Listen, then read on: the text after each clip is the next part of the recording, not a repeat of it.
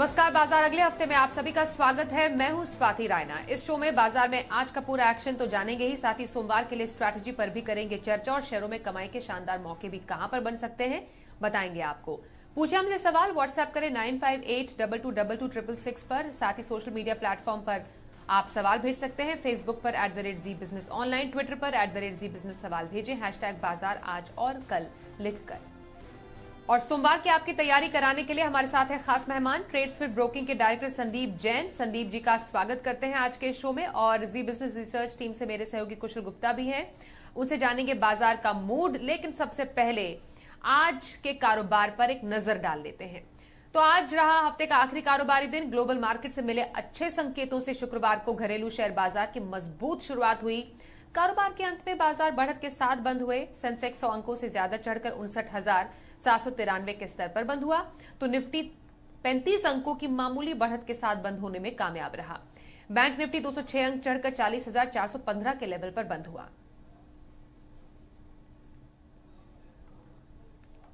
तो आज किन सेक्टर्स में सबसे ज्यादा एक्शन दिखा, समझते हैं कुशल गुप्ता से। कुशल, जरा बताइए आज की इस बढ़त में कौन से सेक्टर्स का योगदान रहा? जी, तो बाजारों के लिए हफ्ता काफ़ी शानदार रहा। 2 से 2.5% की औसतन तेज़ी आपको निफ्टी और साथ ही बैंक निफ्टी जो फ्रंट लाइन इंडाइसेस है वहां पर देखने को मिली। जहां तक छोटे मझोले शेयरों की बात है वहां पर भी काफ़ी शानदार एक्शन आता हुआ दिखा। इनफैक्ट अपन निफ्टी स्मॉल कैप की तरफ नज़र डालेंगे तो 3 से 3.5% की गेंस इस इंडेक्स में भी आते हुए नजर आए। जहां तक निफ्टी में चढ़ने वाले शेयरों की बात है उसमें श्री सीमेंट ने बाजी मारी। ऑलमोस्ट 15% के ज़्यादा के गेंस इस काउंटर में इस हफ्ते बनते हुए नजर आए। साथ ही टेक महिंद्रा में भी 7% के गेंस ऑलमोस्ट आते हुए दिख रहे थे। गिरावट का रुझान भी कुछ एक स्टॉक्स में था। उसमें सबसे पहला तो बजाज ऑटो ही था, साथ ही टाटा मोटर्स। अगर आप इनफैक्ट टाटा मोटर्स का जो ग्लोबल जियोपॉलिटिकल रिस्क है उस वजह से भी कहीं ना कहीं ये स्टॉक इस हफ्ते आपको दबाव में देखने को मिला। टॉप गेनर्स में एंजल वन, ये स्टॉक काफ़ी अच्छा परफॉर्म किया। इनफैक्ट ट्यूब इन्वेस्टमेंट्स में भी ऑलमोस्ट इक्विवेलेंट आपको गेंस देखने को मिले, करीबन 20% के। वहीं दूसरी तरफ टॉप लूजर्स में आप देखिए सेक्टर स्पेसिफिक बेट्स में सबसे बेहतरीन अगर किसी ट्रेडर्स फेवरेट रही है इस हफ्ते तो वो था पीएसयू बैंक से। यहाँ पर शानदार तेजी थी, ऑलमोस्ट इंडेक्स लेवल पर 5% के गेंस थे। पंजाब नेशनल बैंक 11% की गेंस के साथ कारोबार करते हुए दिख रहा था। इनफैक्ट प्राइवेट बैंकिंग स्पेस भी पीछे नहीं था। बंधन बैंक इनफैक्ट यहाँ पर अगर आप देखें तो आईडीएफसी फर्स्ट बैंक जैसे स्टॉक्स ने काफ़ी अच्छा प्रदर्शन किया प्राइवेट बैंकिंग स्पेस से। जहाँ तक आईटी की बात है यहाँ पर भी काफ़ी बेहतरीन कमबैक था, जिसमें टेक महिंद्रा तो लीड कर ही रहा था। साथ ही जो मिड कैप आईटी काउंटर्स हैं उन्होंने भी हफ्ते के आखिरी दिन काफ़ी बेहतरीन प्रदर्शन दिखाया। यही नहीं, मेटल्स और फार्मा स्पेस की भी अच्छी धूम थी। तो अक्रॉस दी बोर्ड आपको बेहतरीन खरीदारी यहाँ पर इस हफ्ते देखने को मिली। बट यही देखना है कि अगले हफ्ते बाजार जो है किस तरह से ट्रेड करते हुए नजर आते हैं। आइए अब संदीप जैन का रुख कर लेते। संदीप जी, कैसे लगे आपको इस हफ्ते बाजार? नहीं, बाजार में अच्छी तेजी थी। इनफैक्ट मैं यही बोलूंगा कि देखिए मिड कैप, स्मॉल कैप और निफ्टी और बैंक निफ्टी को कंपेयर करें तो देखिए बैंक निफ्टी तो आउटस्मार्ट कर ही रहा था, निफ्टी भी साथ साथ चल रहा था, मिड कैप्स भी चल रहे थे, मगर स्मॉल कैप इंडेक्स काफी लैग बिहाइंड कर रहा था, काफी पिछड़ा हुआ था। और इस बार स्मॉल कैप इंडेक्स, जो निफ्टी का स्मॉल कैप इंडेक्स की मैं बात कर रहा हूं, अपने 200 डेमा के ऊपर आया। और इवन जो पैरामीटर्स होते हैं 200 डेमा और फिर 20 डेमा 200 डेमा को क्रॉस किया, जिसको मैं काफी बुलिश सिग्नल मानता हूं। तो वो एक अच्छी पॉजिटिविटी देखने को मिली। और मुझे ऐसा लगता है कि आगे भी आने वाले दिनों में स्टॉक्स मिड स्मॉल कैप्स काफी अच्छा परफॉर्म कर सकते हैं। और निफ्टी और बैंक निफ्टी हो सकता है कि एक रेंज में घूमे, बट स्टॉक्स में और स्टॉक स्पेसिफिक एक्शन काफी रहेगा और सेक्टोरल चर्निंग भी रहेगी। देखा था हमने इस बार सीमेंट स्टॉक्स कैसे परफॉर्म कर रहे थे। इनफैक्ट अडानी के जो ओपन ऑफर्स चल रहे हैं for Ambuja cement and ACC, उसको देखकर श्री सीमेंट में भी अच्छा माहौल बना। और मिड कैप सीमेंट स्टॉक्स, जो कि मैं बहुत बार चैनल पर रेकमेंड किया और आफ्टरनून शो था थर्सडे वाला लास्ट वीक भी और इस वीक भी मैंने काफी सारे स्टॉक्स बताए थे, तो सब अच्छा कर रहे हैं। बैंक्स में देखिए आईसीआईसीआई बैंक, एसबीआई बैंक ने गजब की अगुवाई की और मुझे इनफैक्ट हमेशा से स्टॉक्स अच्छे लगते ही थे। और इवन पीएसयू बैंक्स ओवरऑल अच्छा कर रहे हैं। सो मेरे हिसाब से देखिए माहौल नेक्स्ट वीक भी तेजी का बना रहेगा। इंडिया के जो फैक्टर्स है वो काफी बुलिश है। As compare to the international cues. तो मुझे लगता है कि तेजी में बने रहना चाहिए और कहीं ना कहीं जिस तरीके से आज भी क्लोजिंग हुई है और आईटी स्टॉक्स आज अगुवाई लिए हैं, तो वो भी एक बहुत बढ़िया पॉजिटिव साइन था, क्योंकि आईटी स्टॉक्स थोड़े पिछड़े हुए थे और वो अब जब आगे बढ़ रहे हैं तो आज निफ्टी को काफी सहारा दिया। तो मेरे हिसाब से मिड कैप आईटी स्टॉक्स पे ध्यान दें, स्मॉल कैप स्टॉक्स पे ध्यान दे। काफी स्टॉक्स हम जैन साहब के जेम्स में या एसपीएल मिड कैप में सारे एक्सपर्ट्स बताते हैं, उन सब पे ध्यान देना चाहिए और बहुत जबरदस्त परफॉर्म कर रहे हैं, ऐसा मेरा मानना है। और स्टॉक स्पेसिफिक एक्शन में हफ्ते भर के नजरिए के लिए पोजिशनल व्यू आपकी और लॉन्ग टर्म नजरिया कौन से स्टॉक में रखे संदीप जी? बिल्कुल, देखिए मैं पोजिशनल पिक के तौर पे लाया हूं जिलेट। इनफैक्ट आज मैं 3G मतलब 3G लेटर के स्टॉक्स लाया हूं। 5G का जमाना है बट 3G स्टॉक्स लाया हूं और इत्तेफाक है ये भी। और उसमें से मैं जिलेट को पहले बताऊंगा। जिलेट बहुत बढ़िया लगता है मुझे ये स्टॉक। सबसे बढ़िया बात है बहुत बड़ा करेक्शन हुआ है, डाउनसाइड रिस्क बहुत कम है और हो सकता है हमारे जैसे कुछ कस्टमर्स या दुनिया में कई लोग यूज नहीं कर रहे होंगे तो उसकी वजह से बहुत ज्यादा परफॉर्म नहीं कर रहे स्टॉक। बट मुझे लगता है कि ये स्टॉक अब परफॉर्म करेगा, पार्टिसिपेट करेगा और थोड़ा पिछड़ा हुआ था बट इसीलिए मैं बोलता हूं कि कुशन भी है। तो 5290 का स्टॉप लॉस लगाएं और 5435 पे बंद हुआ था, 5790 का टारगेट लगाएं। यानी कि 5435 was the closing price, 5290 is the stop loss and target is 5790। Okay, ये तो जिलेट इंडिया आपका पोजिशनल व्यू हुआ। और लॉन्ग टर्म के लिए संदीप जी? लॉन्ग टर्म के लिए अगेन और my favourite companies Godfrey Phillips. In fact ITC को मैंने रेकमेंड किया हुआ है, वीएसटी इंडस्ट्रीज को किया हुआ है और एक और सिगरेट की कंपनी है वो है गॉडफ्रे फिलिप्स। और गॉडफ्रे फिलिप्स की कुछ ब्रांड है या रेड एंड व्हाइट है, कैवेंडर्स है, ये काफी पॉपुलर है। और प्लस ये लोग exclusive sourcing and supply agreement है इनका फिलिप मॉरिस के साथ, जो कि मार्लबोरो ब्रांड, जो रिनाउंड ब्रांड है मार्लबोरो, उसके ये लोग मैन्युफैक्चरर है।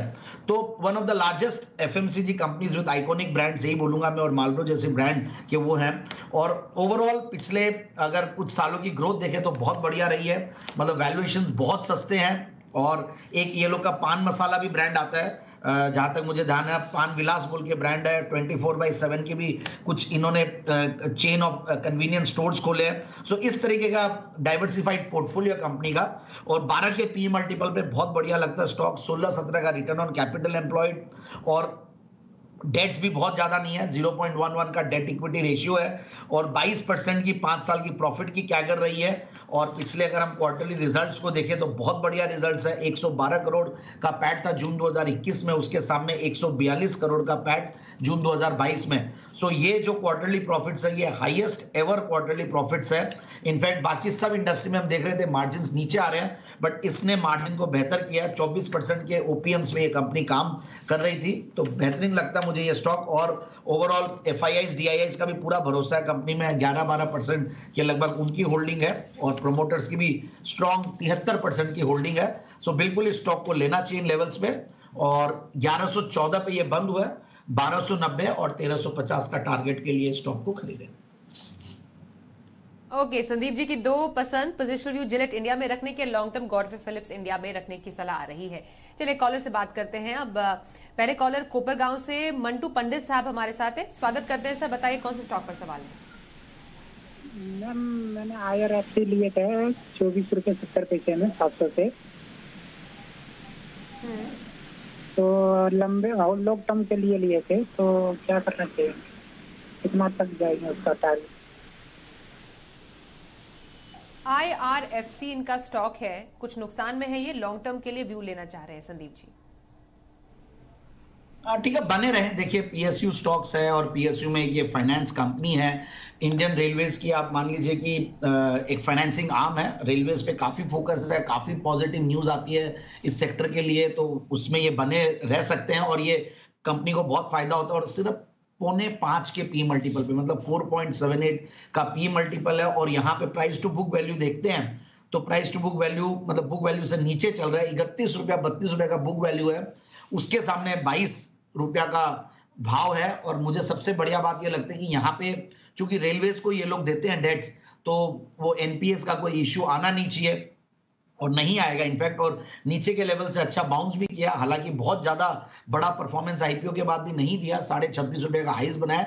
तो मेरे हिसाब से इनको लेना चाहिए, बने रहना चाहिए, और नीचे आए तो घबराए नहीं। मैं बोलता हूं कि एवरेजिंग भी कर सकते हैं, क्योंकि डिविडेंड यील्ड को अगर हम देखें तो वो भी एक बहुत इंपॉर्टेंट पार्ट होता है। जब भी आप पीएसयू स्टॉक्स लेते हैं तो डिविडेंड यील्ड भी करीब मेरे हिसाब से अच्छा खासा डिविडेंड यील्ड है इस कंपनी में, और हर पीएसयू स्टॉक्स में रहता है 6.25% का डिविडेंड यील्ड इसमें है। तो बिल्कुल इस स्टॉक को ले इन लेवल्स पे, और मेरे हिसाब से 26.5-27 रुपए के लेवल्स भी दिखाएगा आने वाले 6 से 9 महीने में।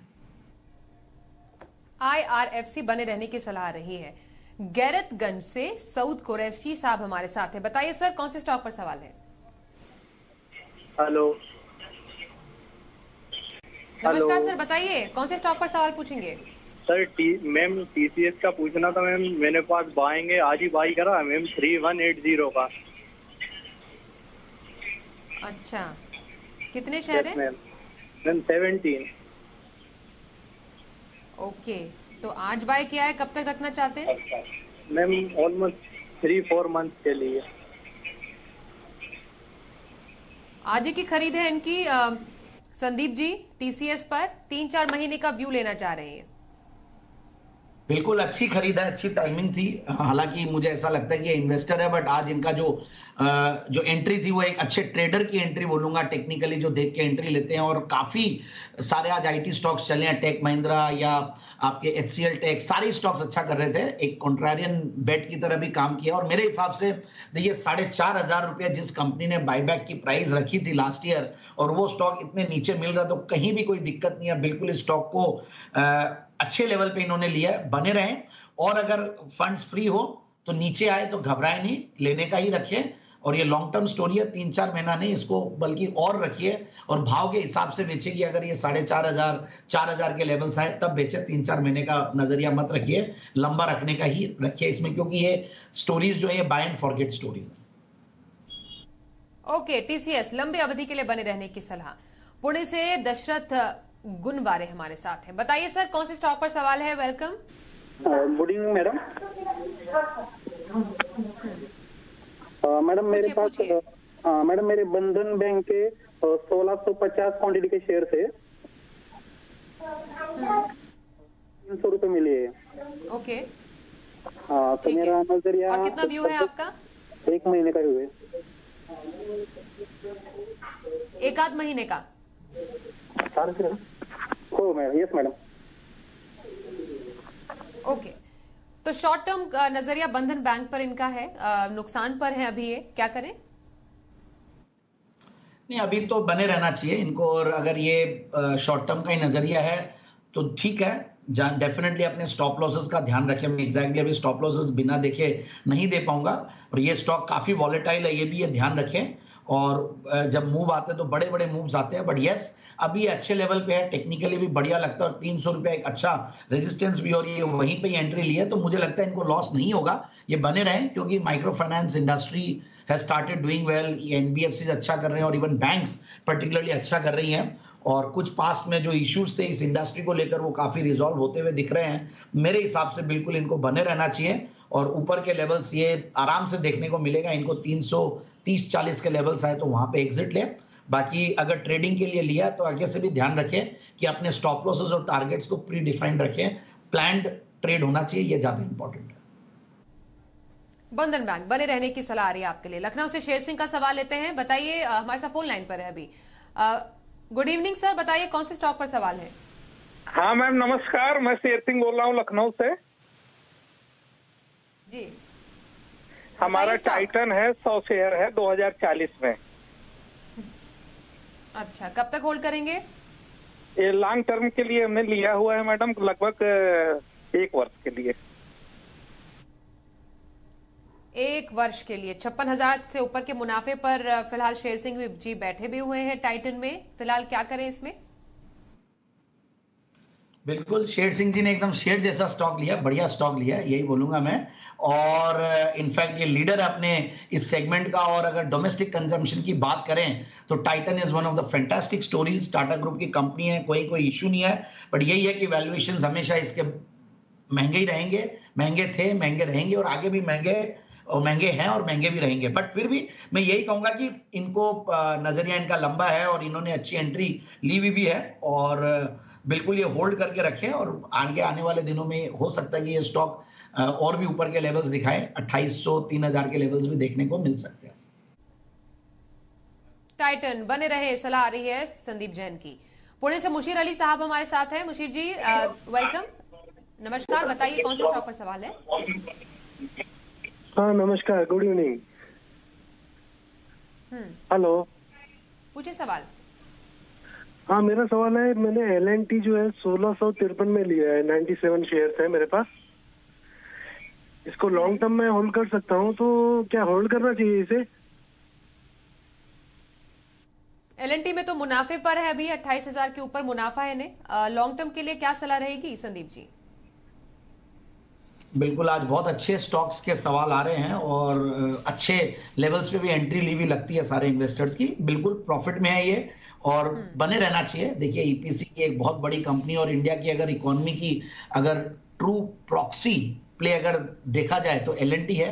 तो मेरे हिसाब से इन्होंने अच्छे लेवल्स पे एंट्री ली है और अभी भी स्टीम बाकी है। 2100-2200 के लेवल्स भी आराम से आगे आने वाले दिनों में दिखेंगे। ऑलरेडी 1950 के लेवल्स दिखा रहे हैं, तो मेरे हिसाब से इनको बने रहना चाहिए।